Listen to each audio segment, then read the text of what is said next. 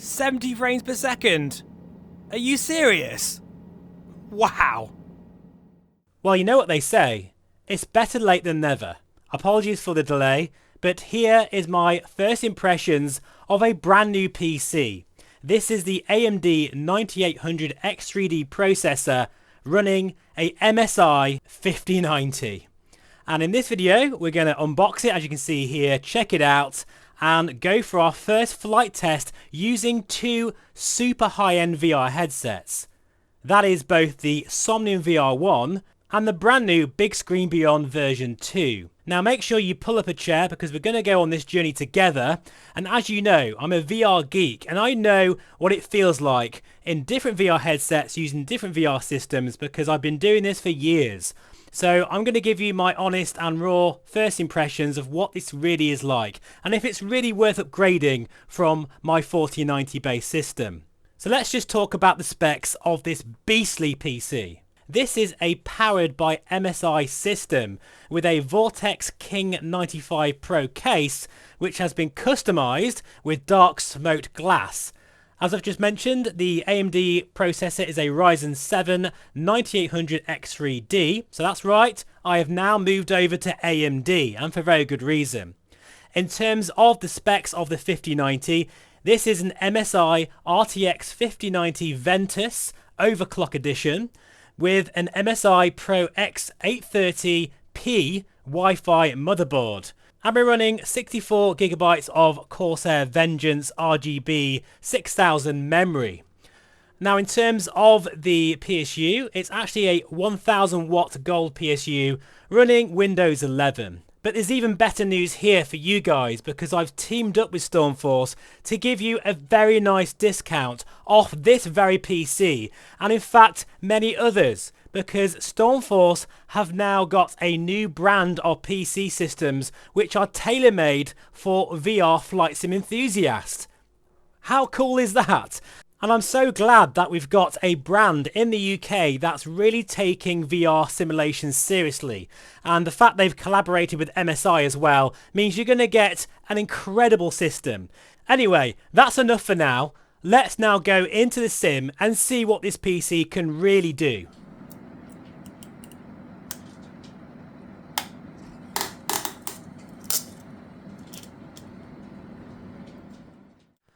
Right then folks, so you know the drill if you've been on this channel for a while. This is the first impressions. So it might be a bit rough around the edges, but what I've done is, first of all, I've got all the settings exactly the same as I would with my 4090 system. And actually, my very first flight with my 4090 system was from Innsbruck. So I'm going to do the same thing here, then we'll go to London City and probably take off in an airliner or something like that. Now, as you can see, I'm using the Somnium VR1, and that is because this headset really is so hard to run, okay? This is the hardest headset to run that I have because it's crazy high resolution. I've got the full field of view being rendered. So I'm currently running at about 5000 and something by 6000. It is an insane resolution. So please keep this in mind, folks, before you start commenting and saying that the frame rate is rubbish, because I can already tell it's amazing, okay? Usually, to put this into context, at this same location with the Sonnet VR1 85% resolution, with the full field of view, I'm getting between 25 and 30 frames per second maximum. I'll just stick in my settings now of what I'm running. They are actually really high. And of course, I'm running in TAA mode. That's a big deal. So I'm not using DLSS 4 at the moment. And yeah, this is a surprise to me. Now keep in mind, I am running the AMD 9800 X3D processor. But in my opinion, I don't think that's doing a lot here. I don't think that's doing much of the heavy lifting because the 13900K is still quite a beast. Anyway, let's just go for a flight here. I've got quite a bit of information on the right hand side of the screen there, the top right hand corner, which hopefully will show some stuff. I've forgotten my rudder pedals. Yeah, this is the first impressions, so we're going to go off the runway. Why do I always do that? I kind of forget the rudder pedals. when I'm doing my sort of... I'm just so excited, folks. Literally, right, this is the morning after I got the PC. Melissa, bless her, she wanted to go to bed. And I could have easily pulled an all-nighter, but I couldn't do a video like this. It's not very fair. But I just did not sleep. I was like a spoilt brat on Christmas Eve. I just could not sleep. I was so desperate to try this new system. So I'm tired, but I'm hoping that, you know, this PC is going to sort of keep me awake. And so far, this is very interesting results. So there's no doubt about it. With the Somnium VR1, I'm going to try the Bigscreen Beyond after this, by the way. But I am using the worst case scenario in the sense that this headset is an absolute beast of a headset, okay? And I just want to also just quickly say that being back in the VR1 again, quite a shock, because this is the clearest, the highest clarity headset in terms of the sharpness, even against the Megan X, which is a high resolution. I don't know why, folks, and you know, you can just moan at me all day in the comments, because I know on paper the resolution of this is a lot lower than the Megan X, but in practice, for whatever reason, this is an incredibly clear headset. It is the king of clarity, without a doubt. And it's great to be back in the Somnium VR1 again, and that field of view is blowing me away. I am rendering the full field of view, by the way. So I'm not going easy at all. And at this point, when I'm flying, I'd be getting 25 frames per second with my 4090 machine. So what's that in terms of percentages? I've no idea. I'm crap at maths. Let me know in the comments. I am going to do a proper comparison though using Cap Frame X, which you're seeing right now, and I'll do some benchmarking as well. So that video will be coming, rest assured. But right now, this video is all about how I'm feeling with this new computer. And because I do fly a lot, I fly a hell of a lot, I don't really need a benchmark tool to tell me if this is better performance, and it absolutely is. This is actually quite shockingly good. This is where the 5090 stretches its legs, and it's the reason why I've gone straight for the hardest, you know, hardest performing VR headset that I own, because for whatever reason the 5090 wakes up when you throw high resolution at this. Look at the views here, absolutely beautiful. This is MSFS 2020 TAA mode. It'd be interesting to see what the Quest 3 will be like with this beastly GPU. I'd imagine you'd probably get very close, if not just, you know, native frames per second, because I run the Quest 3 at 80 Hz, and I reckon I could get 80 frames per second. We'll have to try that as well at some point. But wow, this, you know, there's something else that's going on here. Cause I can't see the results. Okay, I can't see the frame timing and the FPS. Well, no, I can see the FPS in OpenXR Toolkit, which all I've got is the FPS counter on. But I'm doing this because this is a good test. The frame timing seems way better. Oh, hang on. Let me just talk to ATC here. They're going to annoy us otherwise. In fact, you know what? I'm just going to ignore you and just change frequencies. There we go. Sorry. That's me getting a letter from the FAA. Anyway, what was I saying? I can't remember now. I'm just a bit blown away. Oh, yeah. So, in terms of the smoothness, the frame timing seems different. Because you have to understand, folks, that the FPS, the raw FPS numbers are only telling half the story in VR. This feels smoother than the sort of similar frame rate with the 4090, because the frame timing feels better to me. There's no stuttering at all. I mean, you might see a couple of stutters on the recording because that's VR, folks. What you're seeing is not what I'm experiencing in the headset, but I have not experienced any stutters yet either. This is really smooth. In fact, it feels like I'm using motion reprojection, but I'm not. Excellent stuff. This is very impressive, and it should be. This computer is an absolute powerhouse. It's a beast. And with the Somnium VR1, if I press this button here, you won't be able to see it. Yeah, I can now see the computer. It looks beautiful. I do love the look of it. I must admit, not that it really matters. Go back to, there we go. Not that it matters, but it's a very beautiful showpiece of a system. It looks incredibly, like, eye-catching, very desirable. That case with those fans, very, very nice. And I do have a discount code for you guys because this is a new range of VR flight sim PCs which you can now buy. This computer will now be the workhorse for the channel. So pretty much anyway, every video that you see will either be this or my previous 4090 based system, but mainly it's going to be this, simply because it has the edge.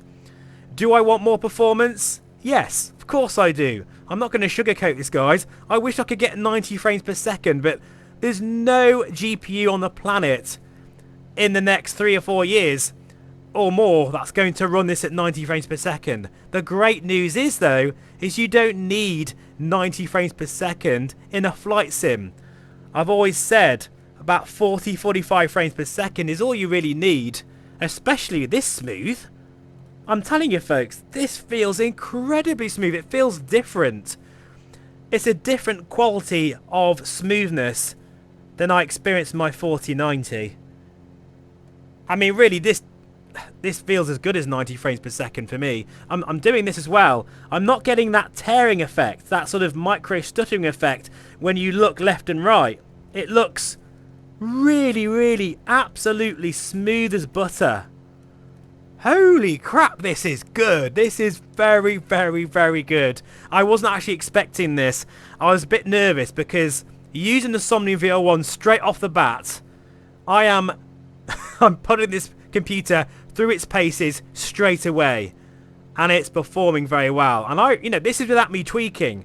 I haven't messed around with things like the GPU scheduling features like the HAGs. I haven't messed around with, I've got game mode on at the moment, so there's things that I could do to make this even better using my own tweaks. But this is just me getting the same settings as my 4090 system, hitting record, and that's it. There's also something else I want to quickly say, and then we'll go somewhere else and use the Bigscreen Beyond, and that is I am running NVIDIA Broadcast and upscaling to 4K to bring you this image, as well as using OBS, of course, to record. That is going to sap at least 7 to 8 frames per second. So we're getting, I would imagine, if you take that into consideration, we're getting about 50 or 55 frames per second.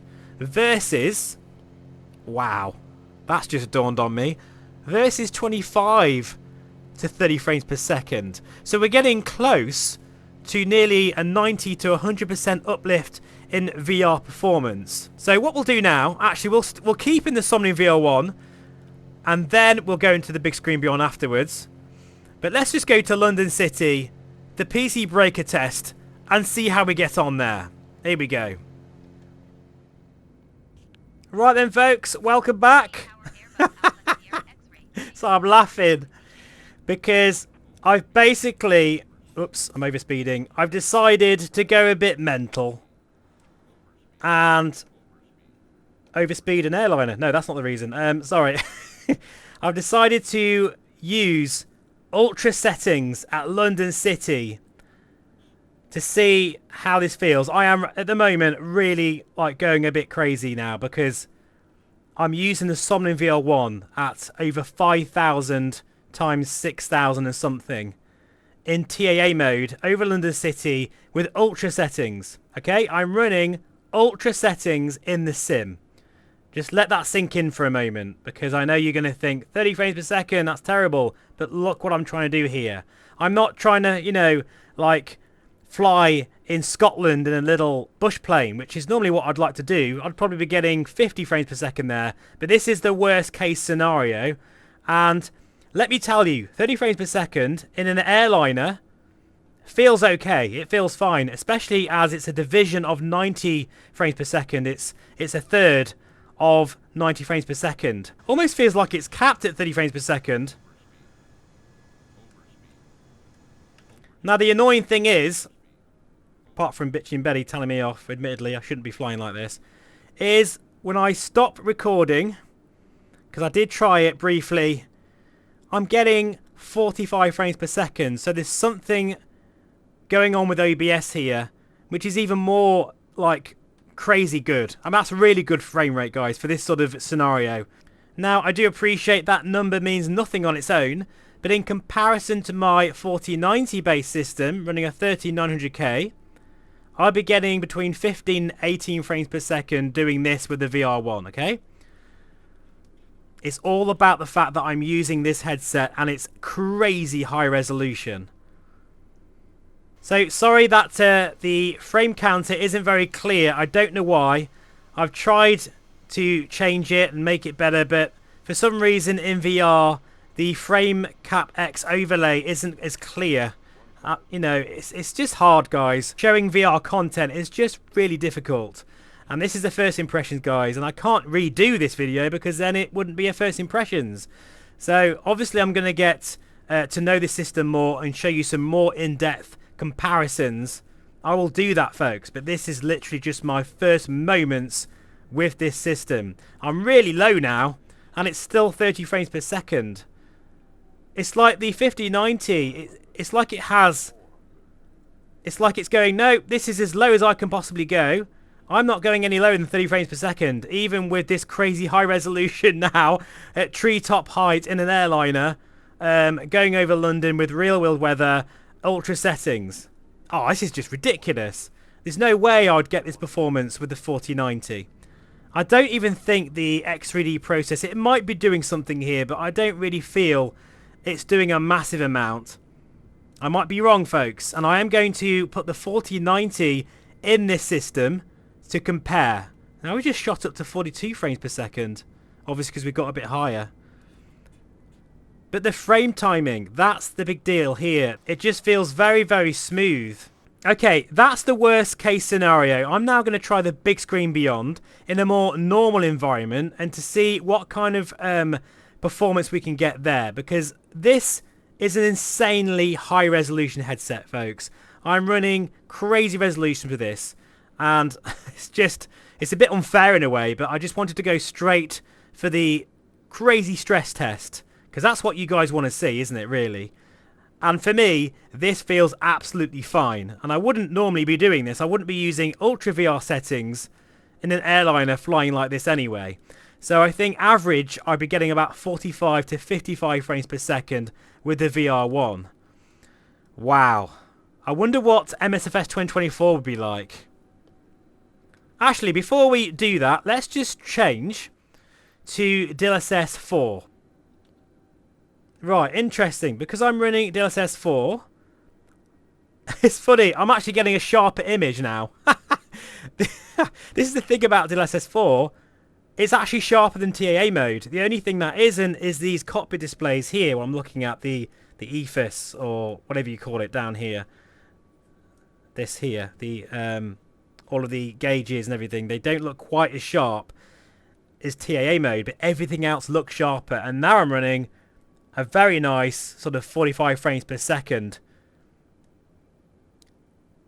God, yeah, no. The thing is, let's just be honest here. This performance is not night and day over the 4090. It just isn't.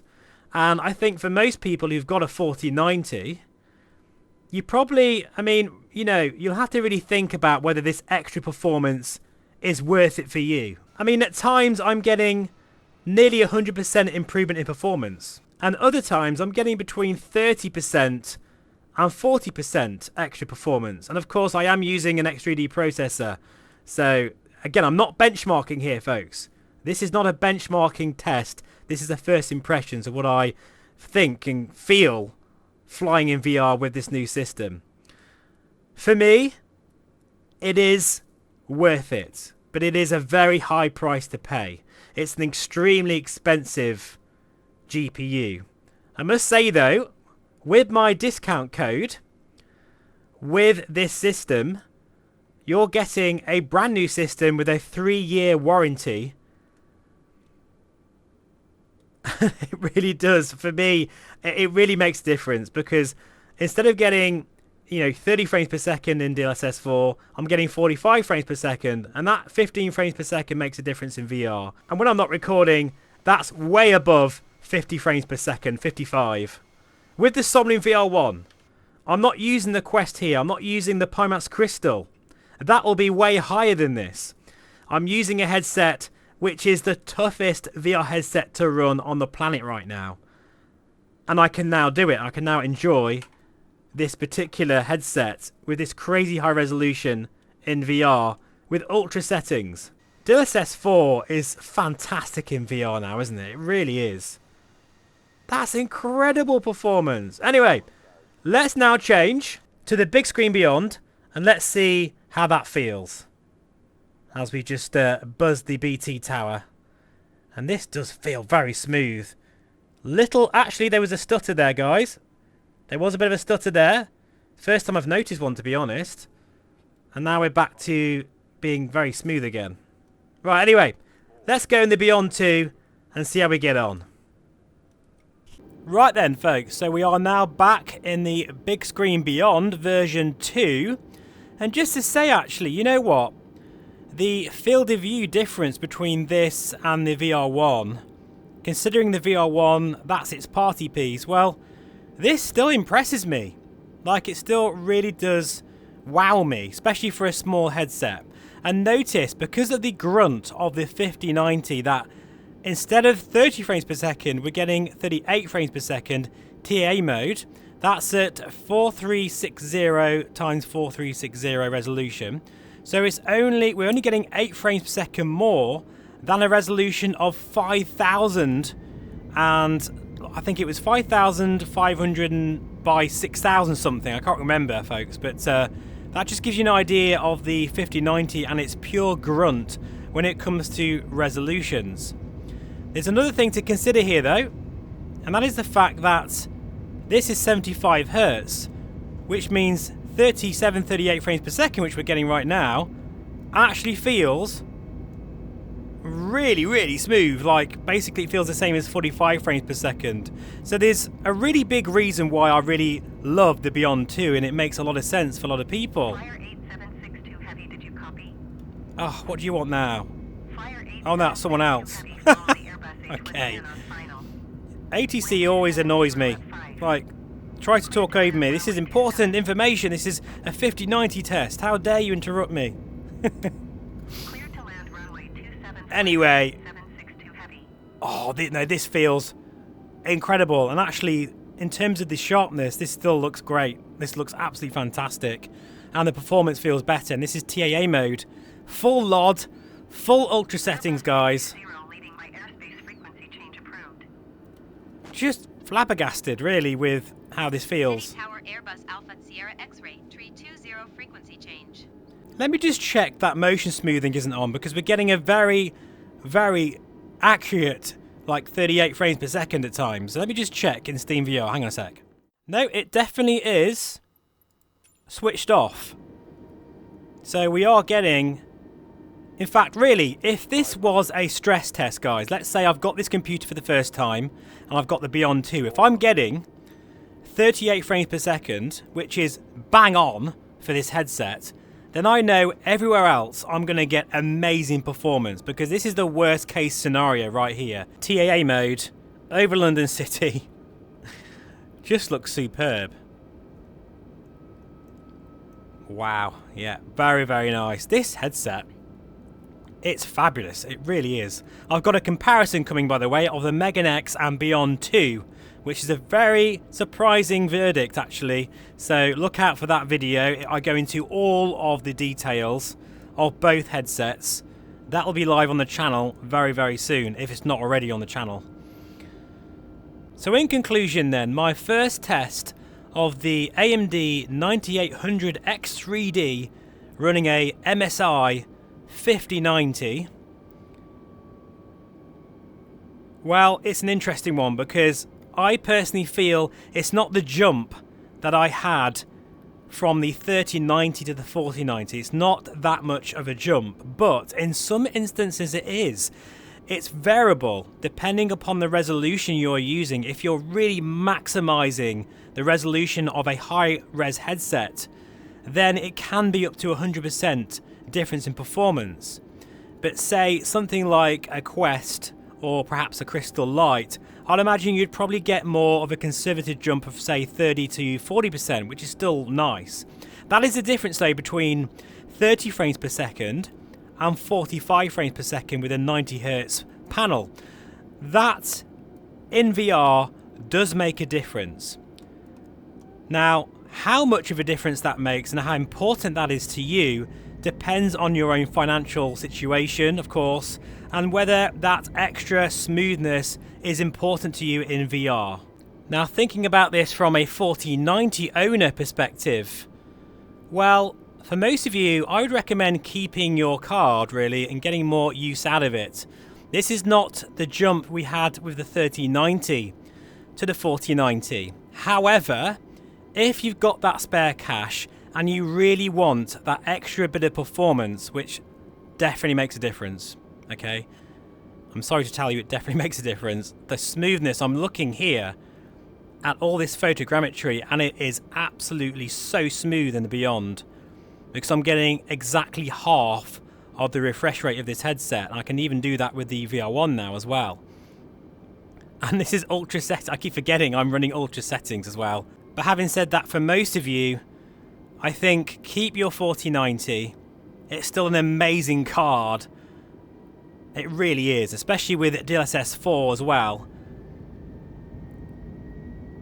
But for someone like me, who loves the technology and really appreciates using high resolution VR with the best performance I possibly can get my hands on, it is worth it. Because this is absolutely phenomenal, it really is. It feels incredible. And I reckon I could probably get way higher performance than this. There's things I'm going to do to understand this CPU and GPU more. I do have a resizable bar on, but things like game mode, you know, as I said before, HAGs, running DirectX 12 versus DirectX 11. There's so many things, so many tweaks that I can now look into to make the performance even better than this. So to finish off, let's go somewhere less taxing with normal settings to see if we can hit 75 frames per second, the native frames per second of the Beyond. Let's see if we can do it.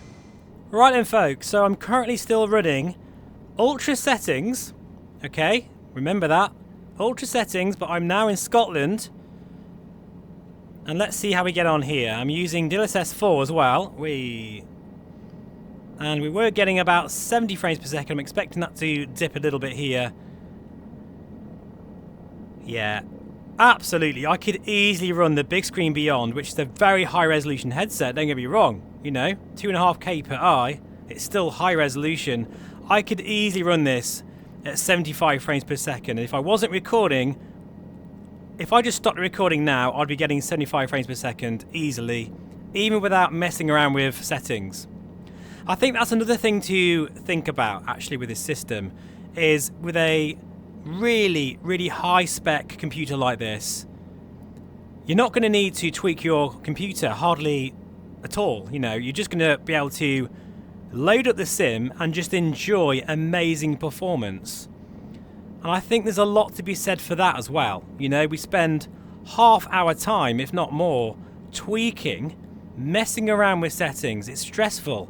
And that is one of the exciting things about this for me, is not being a content creator, but being a normal human being who loves VR and flying, is that when I want to fly on my own and I just want to enjoy the sim, I can load this sim up and I'm going to get amazing performance straight off the bat. Ultra settings, guys. Amazing. It looks fantastic. So, really, this video is intended to show you, warts and all, the raw performance. And I've changed the FPS counter, by the way, so hopefully you can see it. It's like the old school days, just using the Asobo FPS counter. It's a bit clearer. Look at all these trees. Crazy. It looks amazing. And this is unbelievable performance. Especially as I'm running, as I say, 4,360 per eye. Yeah, and this is the kind of flying that I like to do more than anything else. But for me, this is definitely worth it. Now, I'm glad to say that Stormforce will have a range of different systems available, and they're calling them VR Flight Sim rigs. And there's going to be the Xtreme edition, which is this computer here, as well as different tier systems. There'll be an Ultra system, which will be slightly lower, and a medium spec computer. And there will be a nice discount code, which is exclusive to the channel. So I hope you appreciate that, guys, because you know, I want to give as much back as I possibly can, and hopefully, you know, that discount code will be useful to you. I think it's really great that Stormforce are collaborating with MSI as well, and providing this new range of flight sim specific PC systems. I personally am quite surprised. I didn't think it'd be quite as good as this, especially as I've really put it through its paces. Anyway, folks, I think that will do for my first impressions look at this new PC system. Please let me know in the comments below what you'd like to see with this new system. I'm all ears. You can drive the content that I make. So whether it's DCS World, X-Plane, I'm going to try MSFS 2024 next as well. And of course do a proper benchmark between the 4090 and 5090 in this system. Look at these views, absolutely gorgeous, nearly 70 frames per second. I'm definitely going to stop recording now so I can enjoy the full native frames per second. But for now, take care. I'll see you again very soon. Bye bye for now. Oh, hello Monty, you alright mate? Do you want to have a go?